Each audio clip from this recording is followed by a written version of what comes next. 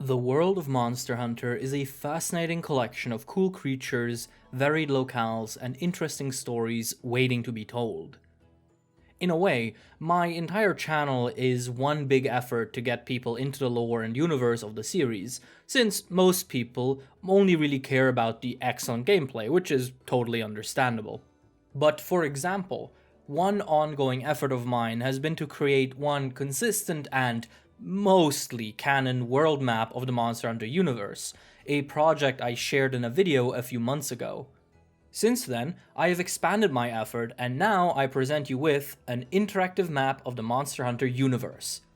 With this, you can use the Monster Hunter setting for your stories, your D&D campaigns, or just get lost in a super cool fictional world. If you were here just for the map because you saw it in the title, link is in the description, go nuts, thank you for your time, I'm very appreciative of it. But if you want to know how it works, how I made it, why I made it the way it is, and what I will add to it in the future, stick around. So here's a quick demonstration on how it functions. When you click the link, you'll be taken to the map, which you can move around by holding the middle mouse button. Loading in, you'll see that settlements are marked with a little floating name, but if you want to change what is being displayed, you can click on the layer icon here on the top right and choose which layers to activate. There are 4 layers to choose from: settlements, hunting grounds, regions, and bonus features, and the names are fairly self-explanatory.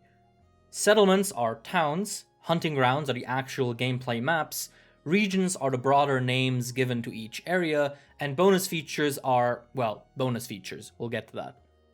Most named locations are included here, with the main notable exception being most of the arena-type locales, things like the Confluence of Fates or Wyvern's End. I might add them in later, but because they are usually either subterranean or attached to another existing map, they were hard to represent in the image and so I just omitted them. Hovering over a name will give you a quick little blurb, and if you click on it, a sidebar will pop up that will give you a very brief summary of the location, as well as, for the ones where this is applicable, a link to the full article. You can actually disable the sidebar again by clicking this 3 lines icon. Clicking the link will bring you to a dedicated Google Doc file that serves as a sort of wiki entry for that location, describing its lore, history, and other interesting facts about it. This will usually also come with a link to the actual fandom wiki, which, while it is not a perfect source, is a good alternative if you want to see what I've changed, added, or otherwise tweaked in my version. This isn't yet implemented with every location though, so some do not have a link and instead only give you that quick info blurb. In the bottom left corner, you can get to some additional links. These are the bonus features mentioned earlier. Currently, you can find a disclaimer here, as well as a link to the raw image file of the map. There are other things that I would like to add here, but I'll get to that later in the video. Now, I can already hear one of the burning questions on your mind. Is all of the information given here in these docs canon? And the answer is mostly, but not all of it. This map and all the information it links to orient themselves around my Nature of Monster Hunter series, a collection of fake documentaries about the game's universe presented from a diegetic point of view. To roughly quote my own disclaimer, while all of this is based on canon facts that we are given by the games and other official sources, many things are added and expanded upon by me where I think it makes sense or is appropriate. For example, Dundorma is never stated to be the capital of the guild, as the guild is not really a centralized organization as far as the games portray it. However, Dundorma is said to be highly respected, and while the guild isn't centralized, they do have unified rules and they do work together closely. So, I did the fairly banal leap in my mind to present it as the unofficial capital, not by itself declared to be the central authority, but always asked for help and input, especially considering the existence of the Great Elder. My main priority is to create engaging and interesting stories and content within this world, and that sometimes means getting creative. But what might interest you is how I actually made this. The map itself was drawn with Incarnate, which is a paid map making tool used by dungeon masters, or so I hear. It's a pretty powerful little application, even if some of the options are a little confusing sometimes, but then again, I'm absolutely not an expert. Then I uploaded the map to World Anvil, which is another D&D making tool that is just packed with features. You can basically create your own wiki with articles, timelines, lore encyclopedias, family trees, etc. But most importantly, they allow you to create and share interactive maps with icons, links, and layers. Exactly what I needed. So I then added names and icons for almost every location and began writing little blurbs for each of them, as well as slowly making my way through adding Google Doc articles for each place. Now, you might be wondering, if World Anvil already comes with a dedicated article functionality, why did I bother with this janky-ass Google Docs method? Wouldn't it have been way easier to just use World Anvil's own tools? Wouldn't it also have just made it all more coherent and intuitive?